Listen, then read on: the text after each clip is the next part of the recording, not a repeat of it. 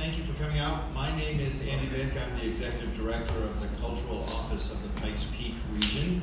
We are here today to talk about Peak Arts Prize. This is our third year of this grant-making program, and this is an opportunity for us to share a little bit about changes that have happened this year, give you a chance to ask any questions you might have. I'm going to introduce Angela Seal. She is the Deputy Director of the Cultural Office of the Pikes Peak region, and she is the one who has shepherded this program for the last 2 years and really done an amazing job putting it all together, making it work, and she will share some exciting new additions for this coming year. So please join me in welcoming Angela Seal.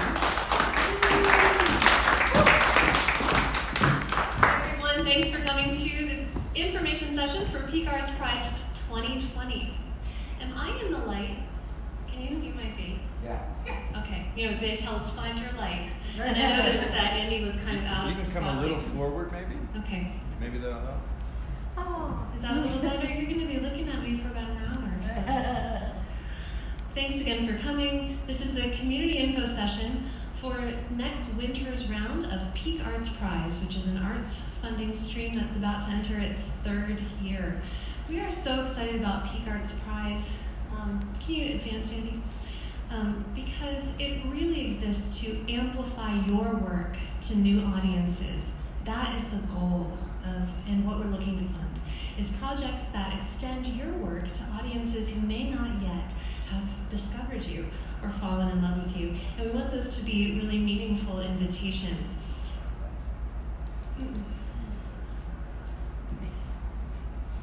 This is hard that I have to turn from you. I apologize.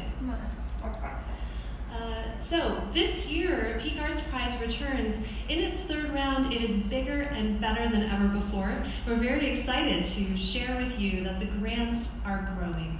The large organization category, which is for organizations whose annual revenue is over $100,000. The grant is now $10,000 through Peak Arts Prize. If you're a smaller organization than that, then the grant is $7,500. And if you're an individual artist, the grant is $4,000. We're so excited to share that growth, and I'll talk you through exactly how the program will run. But I also wanted to address right away eligibility. If you're here in the theater and you realize once I go through eligibility that you're not eligible, please feel free to just give me a little wave and exit and I'll understand. But one of the strengths of Peak Arts Prize is how many people are eligible. Because of the way that we have partnered with Pikes Peak Community Foundation, we're able to extend funds from the Fund for the Arts to nonprofit arts organizations, but also for-profit arts organizations like galleries, or like Bliss Studio and Gallery, which is a ironworking studio and gallery up in Monument. They're a for-profit, and they won the large organization category last year. So we're really able to encompass the whole creative sector, and also to individual artists, which is exciting to us as well. There are not enough options for individual artists, and we know that. By partnering with the Community Foundation, they grant the Fund for the Arts funding to us. We re-grant it to all of you, and we don't have the same limitations. So that is one of the exciting things about Peak Arts Prize. Applicants, back please. Applicants must be based in El Paso or Teller counties and serving audiences in those counties. There's been a particular little joy I've had when people have called from Denver and asked if they could apply for Peak Arts Prize. And I say, sorry, these are for artists who are choosing to live and work right here in the Pikes Peak region. This is a local funding stream. And your address of your organization or company needs to be officially based in El Paso or Teller counties. You must be an arts-focused, nonprofit or for-profit, or an individual artist aged 21 and over. You must be a legal entity. So that can be an LLC, it can be a 501c3, it can be a sole proprietorship, but we cannot accept applications from clubs or groups that are so informal that they don't have a legal entity established yet. The applicant also has to have arts and culture as its primary focus. This is funding through the Fund for the Arts. It is intended for arts-focused organizations. While we appreciate all the support for the arts from restaurants and schools and salons that hang local artists, we need that to have a healthy community. That is not the intention of this funding. It is for primarily arts-focused organizations. And we are looking for proposed project ideas that are both artistically strong and reach new audiences. Their activities have to occur in the 2020 calendar year. So the funding will be announced in March, late March, and then the first check will be given to you in April, and then your activities need to happen before December 31st, 2020. And then you need to take a year off if you win before you apply again. So that's the basics of eligibility, and it looks like everyone stayed. So that makes me very excited. We've got the right people in the room. That's fantastic. And you can go ahead and advance. So Peak Arts Prize, as I mentioned, exists to amplify local arts to new audiences. The funding for it comes from the Fund for the Arts, which is a fund of Pikes Peak Community Foundation. And this program is a partnership between the Community Foundation and the Cultural Office. I'd like to invite Shelby Boats to come up and talk a little bit about the perspective of the Community Foundation, why they're excited about this program, what it means in their portfolio, and what it means to work with us. Shelby has also been a judge and will be again this year, so she's deeply involved. Well, please welcome Shelby.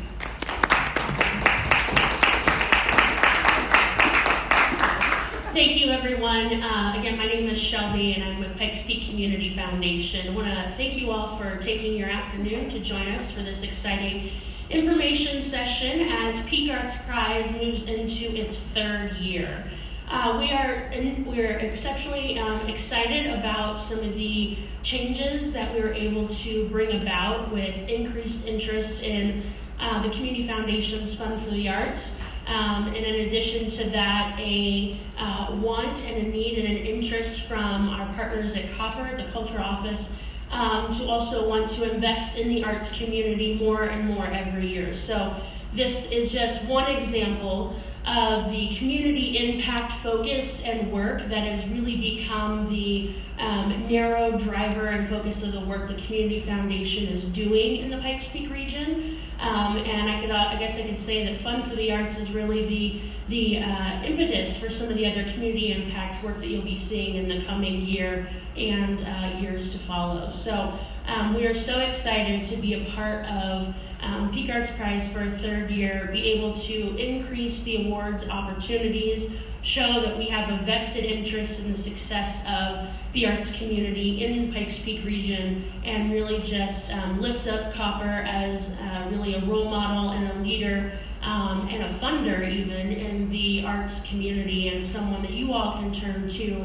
as really a stable pillar for guidance and direction and making all things arts related excellent in our area. So thank you again for being here. Community Foundation is very excited to be a part of this for the third year, and excited to see the applications that are forthcoming. So thank you very much. I'd like to learn a little bit about who's in the room. If you're from a large organization who will be in the over $100,000 category, could you raise your hand? Quite a few. That's fabulous. If you're from a small organization, can you raise your hand, please? Okay. How about individual artists? A few of those too. How many of you, this is your first time hearing about Peak Arts Prize? Okay, so for several of you, this is brand new information. For several of you, most of you, you were familiar with the program in its first 2 years. Those first 2 years were prototyping. And we went out with our absolute best idea of how it would go. In addition to funding projects that engage the community, we wanted the process to engage the community. We wanted them to see your great ideas and know that there are great ideas generating in the creative sector all the time. And so we had, as part of the program design, a public vote. One of the biggest changes this year in the design, based on how we learned in the first 2 years, is that originally the judging panel vetted the applicant pool and chose 9 finalists who advanced to public vote, and the public chose who received the arts funding. This year, the judges are going to choose who will receive the grants and 2 honorable mentions. But we're not going to lose that public vote part because it was going really well. We increased 1,000, we had 1,000 people vote the first year. We had 1,800 people vote the second year. We felt like it was working. People were interested to see those videos and to get inspired by what was going on. So we've added a public choice award. So it is separate from the grant funding. It's a $1,000 prize. And the public will get to choose of the 9 top applicants who receives that $1,000. And then everyone will be announced at the end who receives the grants, who got the People's Choice Prize. In addition, we wanted to make sure that if you're on that ballot, if you're in the top 9 and they love your project, they can donate directly to it. That's never been part of it before. But we loved the idea of encouraging people to invest even their own money if they love the idea. So on the ballot, underneath the voting button, there will now be a support this project button. And you'll be able to say on your application form where you want that to go. It could go to a Kickstarter, it could go to your donate page for your organization, or it could go to a page if you're not looking for donations, it can go to a page for volunteers or participants. So those are the major changes this year. I'm really excited about them. I think it retains that engaging piece.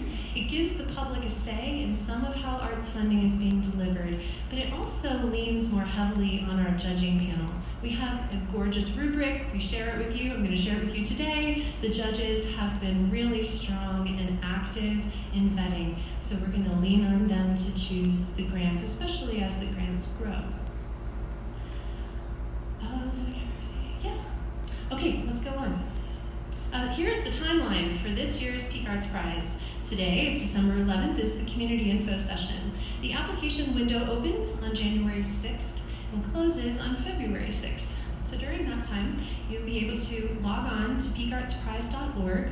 You'll fill out a pretty quick application form and include your video application, which we'll talk about a little bit in a moment.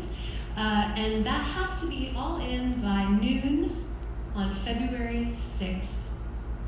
On February 20th, all applicants will be notified if you're in that top 9. If you're in the top 9, then you get to do the People's Choice Award process. The People's Choice Award voting will begin on February 25th and go through March 10th at noon. I will call the top 9 in the afternoon on March 10th and let you know the results of the grants and of the People's Choice Award. And on March 11th, we'll make a big public to-do.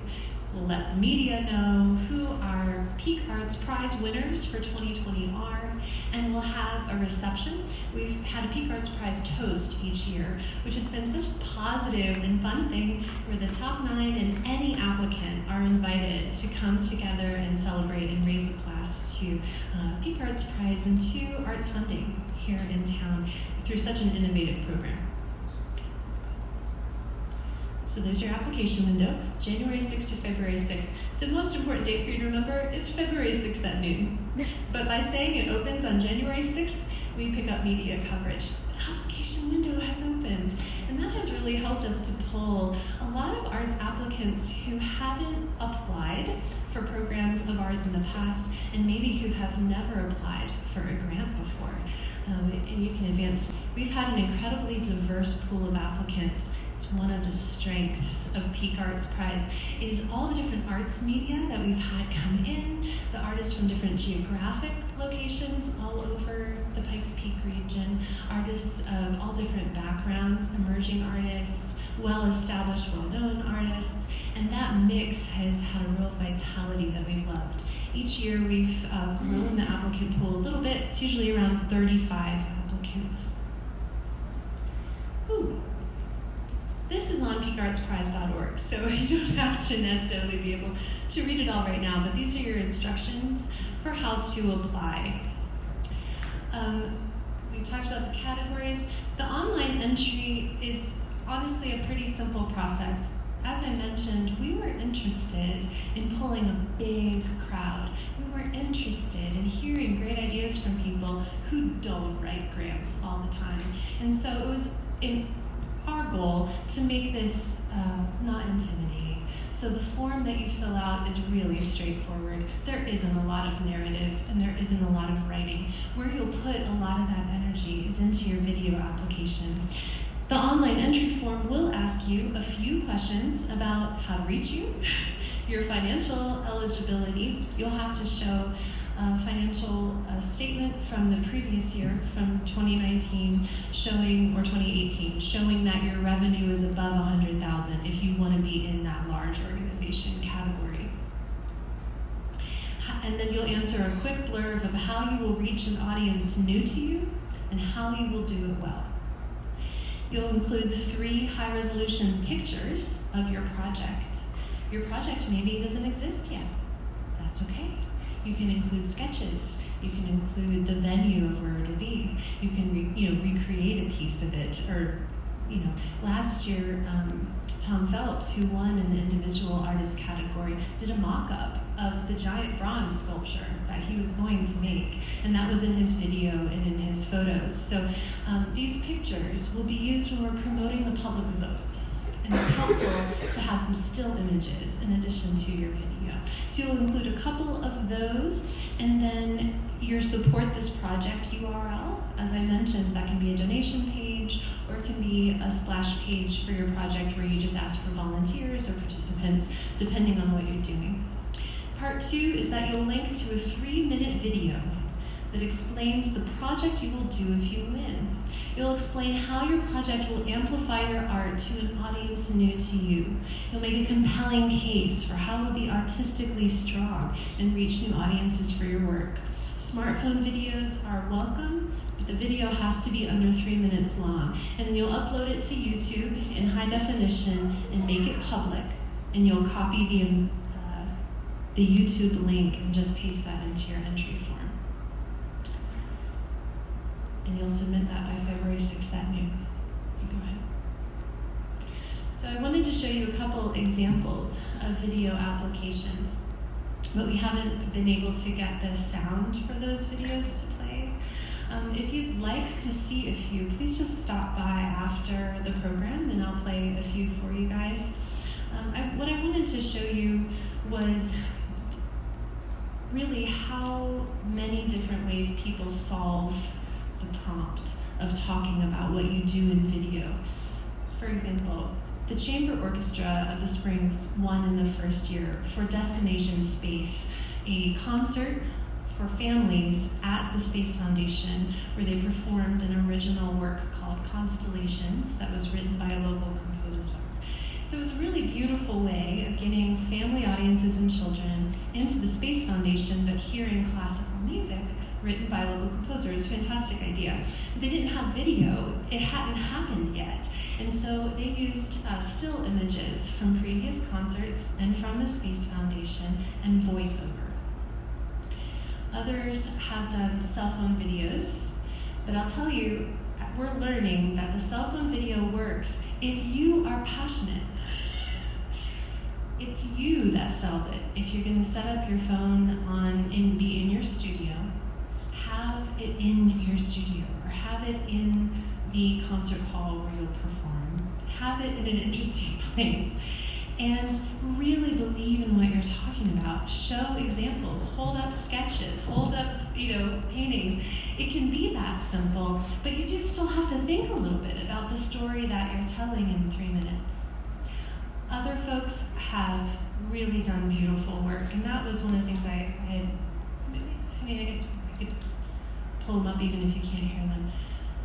Some of them are used to working in video and are submitting absolutely beautiful videos that have drones or that have interviews with their constituents. I mean, people who come to your dance classes and it's meant a lot to them, talking on camera about why it's so powerful for them. The people that you serve speaking on your behalf can be a really compelling strategy as well.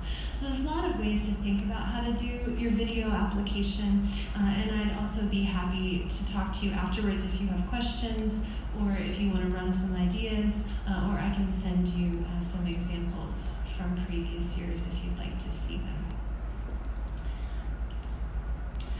So once all of those applications are in on January 6th, we have our panel of expert judges. And as I said, they were going to choose the prize grantees and 2 honorable mentions in every category. But who they choose as the grant-funded folks versus the honorable mentions, they're not going to know until after People's Choice. We talked about it over and over. When do we tell people? And we just felt that it was most fair if during the People's Choice round, no one knows who the judges chose. So we're going to go that way. And once the People's Choice vote is over, then everyone will find out. The results of those granting decisions will be made known on March 11th. And once you win, you'll also receive, in addition to the grant funding, you will receive extra PR and visibility throughout your project through the presenting partners, the Community Foundation and the Cultural Office. The class of Peak Arts Prize winners each year is exploring more and more how they can work together, how they can amplify each other. That's been really exciting to see. And we've also been picking up more and more media coverage as the projects unfold after they're funded. So that's been a wonderful bonus as well, in addition to the grants.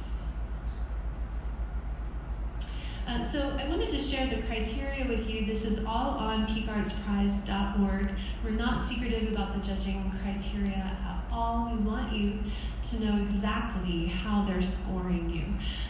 And there are some changes here as well. 40% is still community reach. The potential for the project to grow audiences beyond the artist or organization's current audience. Where we've changed is that artistic excellence and originality used to be the same. And I had some questions from people who said, we have a program that's been running for 3 years and it's amazing and we want to expand it. But an originality score seems to hurt existing programs. And so we've made that adjustment based on feedback that artistic excellence is now 30%, originality is still there. We still want to see that creativity and innovation, but that's a 20% now part of the score. So that existing programs that have a great track record that you want to expand, you can do that now, especially as the grants grow. And then 10% is feasibility, and that's the potential that you can actually do what you're dreaming of with the resources that are available to you before December 31st. These are our judges for this year, and there will be probably another 1 or 2 who will join us. But this year we've got Tony Rosendo returning from the John and Margot Lane Foundation and Bloom Foundation, David Siegel returning from the V. Vredenberg Foundation, he's also a local musician, and Shelby, who you met earlier from Pikes Peak Community Foundation. It was really important to us from the beginning of Peak Arts Prize that even though this has a super fun and engaging and inviting and often contemporary feel to the program, that when it came down to judging, we had folks who were very serious about making good decisions, who knew exactly how to vet grant applications, and who knew a lot about the local nonprofit and creative community.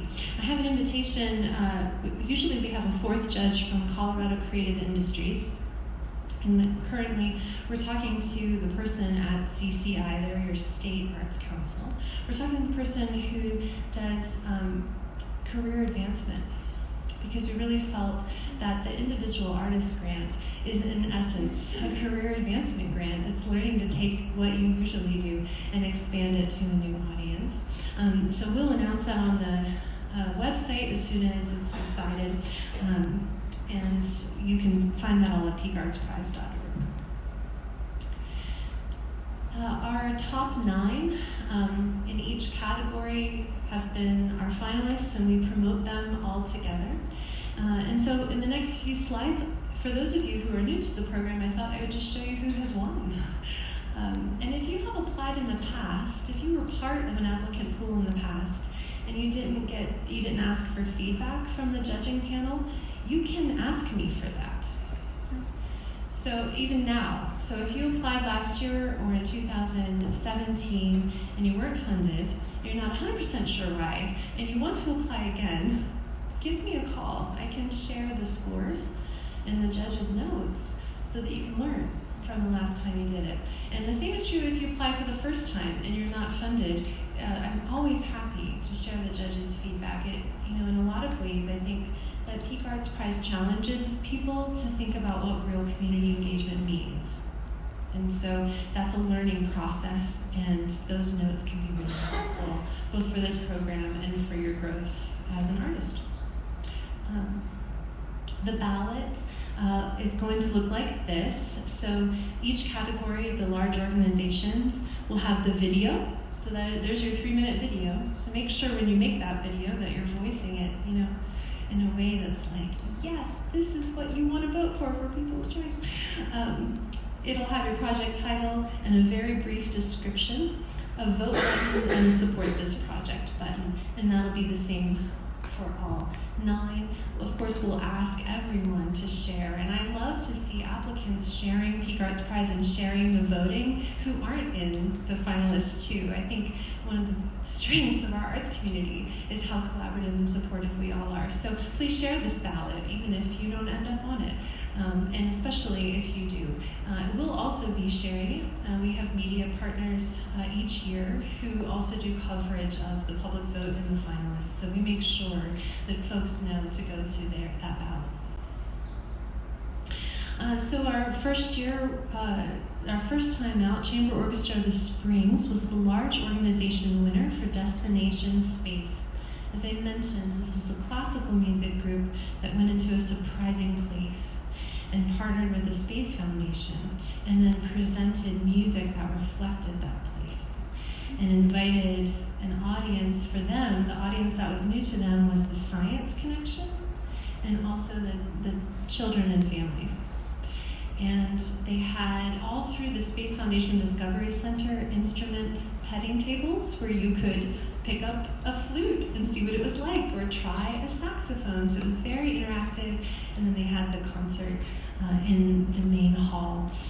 So that's an example of someone who, they still did, what the part that they did was what they know how to do. They did this gorgeous classical concert. It was so fantastic.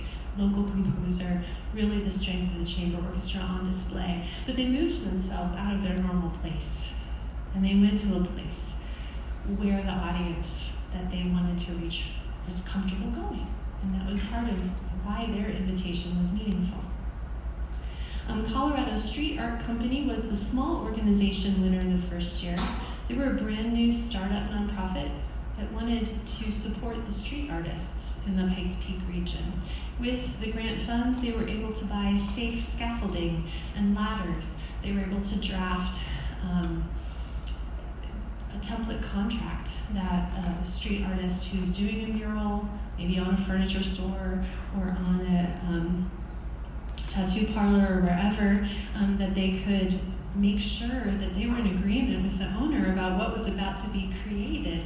They were just able to do several things, including an event during Arts Month called Pikes Peak Paints that highlighted street art. So they, in this grant, were able to stand up a new little nonprofit that strengthened the street art scene overall.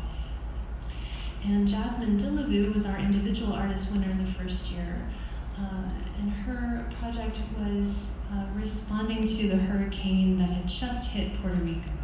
And she is a Puerto Rican artist, and all of her sculptures that she installed in Kreuzer Gallery reflected aspects of Puerto Rican culture and the feeling of being forgotten and not supported when tragedy happens. And she had some beautiful artist talk back.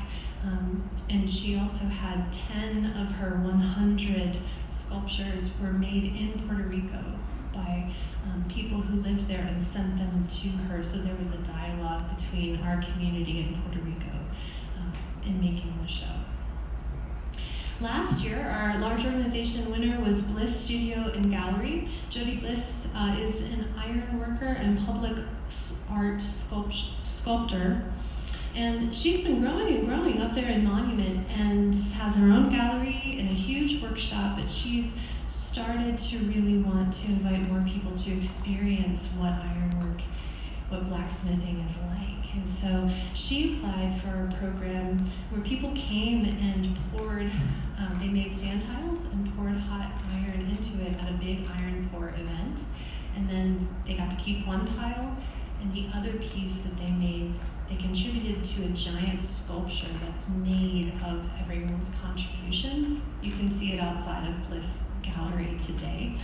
So that was a fabulous way of extending. Her audience is usually people who are commissioning gorgeous gates or handrails in their gracious homes in northern El Paso County. And so for her, it expanded to people who just wanted to try her art form. And they got a chance to try it. And they got a chance to contribute to one big, large piece of public sculpture, which many of them had never done. So it expanded the folks who followed Jodi to all over the Pikes Peak region. The Unsteady Hand is an organization that does arts programs for people living with Parkinson's disease. And we were able to support them through the small organization category last year.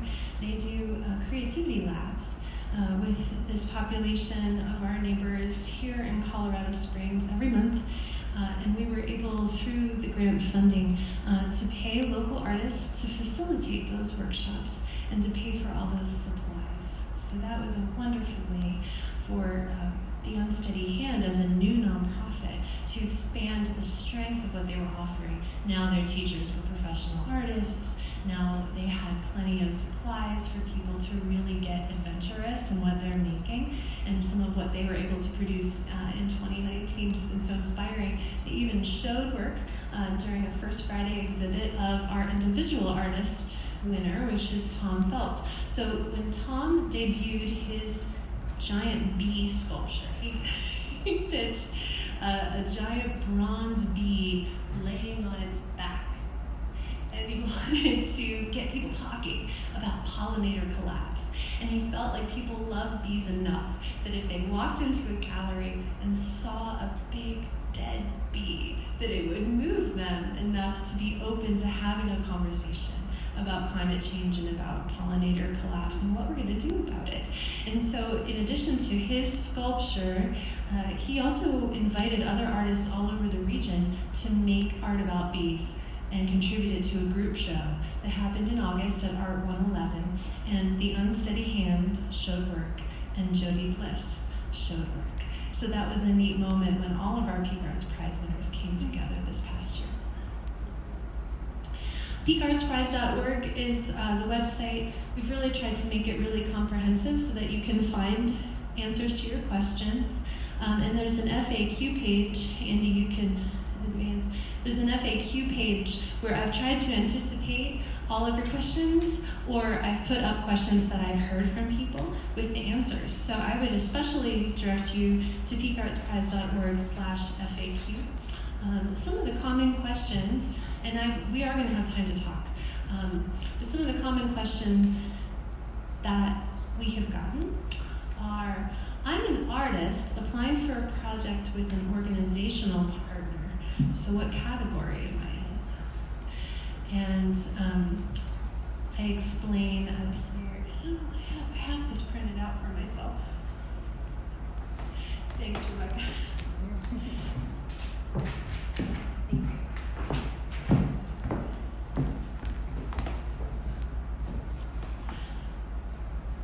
So artists whose project will be presented by a local arts organization with significant resources or in-kind contributed by that organization, or in the lineup of a major event like the What If Festival or something like that, that is going to be in the organization category. But if you are an individual artist who wants to work with an organization, but they're not really presenting it, they're just allowing use of the space, then you're absolutely in the individual artist category. So there's some nuances there, but as you explore, partnerships are a great way to expand audiences. That cross-pollinating, just like the Chamber Orchestra did with the Space Foundation, was really good for both of them. So we encourage you to think that way. And if you're not sure how your partnership falls into the categories, just let me know and we can chat about it. We talked about the fact that some people ask about, my group is a club. We're a swing dance club. Can we apply? And as I said earlier, you have to be a legal entity of some kind with an ability to show a financial report from the previous year if you want to be in that large organization category. Can I apply more than once? Has come up. Can I submit 2 or 3 ideas? And the answer is yes. I want to see all your good ideas. The judges want to see all your good ideas. So if you have the initiative to put together multiple videos, there's no cap on the number of applications, and you're welcome to submit in different categories. And what I mean by that is we had an artist who is the executive director of an arts organization, and she wanted to submit her own arts project separately, but she didn't want to disqualify herself or the arts organization she's executive director of. And the answer is that those are separate. We get that. We get that a lot of people who are leading arts groups are artists. And so you are not disqualified from entering the individual artist category just because you're the face or the lead of an arts organization. You can apply in both. So those are some of the common FAQs, and we'll get to yours in just a moment. I'm Angela Seals, the Deputy Director at the Cultural Office, and Peak Arts Prize has been a labor of love for me for the past couple of years. So I have faced a lot of people's questions and have had a lot of one-on-one meetings about what folks want to apply for, and I'm happy to chat with you. So I would encourage you to go to the website and see if the answer is there, but if not, please call.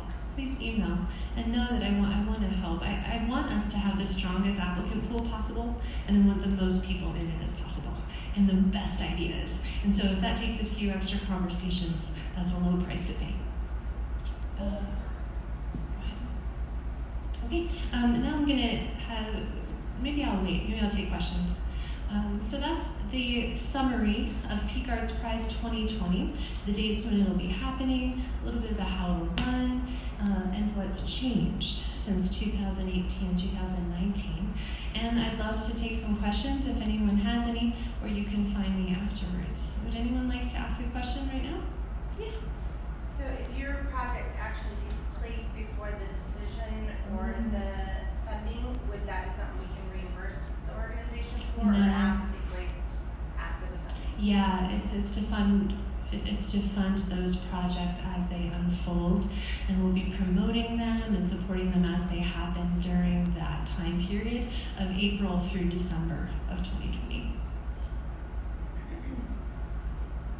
Anyone else? Okay. Andy's going to come up and tell you about 2 other things from the Cultural Office while we have you here. And then we'll close, and please do come over and say hello and let me know where you're from. And I hope that this was inspiring for you. Peak Arts Prize is supposed to kind of shake us up a little bit. It's supposed to make us think differently about the invitations that we offer our audiences. And ideally, it's going to fund those things that take you to another level as an individual artist or an organization. And some of that is founded in the belief that we have as your cultural office, that when people experience you, we just have to get people to experience you.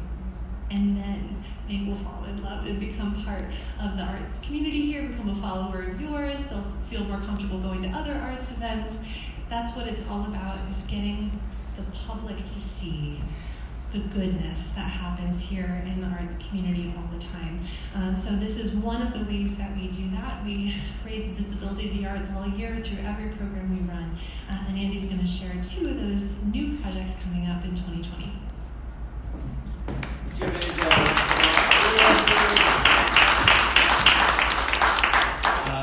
I want to say publicly thank you, Angela, for the amazing job you've done over the last couple of years and the amazing job I know you will do this year as well.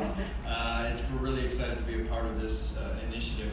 I'd also like to personally thank the Pikes Peak Community Foundation and recognize Mina Liebert, who's also from the foundation, along with Shelby. This doesn't happen, folks, if the Community Foundation doesn't provide the dollars that are being granted to us and which we are re-granting back out to the community. So this truly is a partnership and wouldn't happen without the generosity of the foundation and the Fund for the Arts. So thank you very much. So very quickly, I want to tell you about two things that are happening in the community right now. The first is cultural planning. Organizations have strategic planning. Communities, arts communities, do cultural planning. And every 10 years, that's what this community does. Our last plan was done for 2010 to 2020. It was led by the Cultural Office, and that plan is coming to an end. You can see the plan on the culturaloffice.org website if you want to see what it looks like.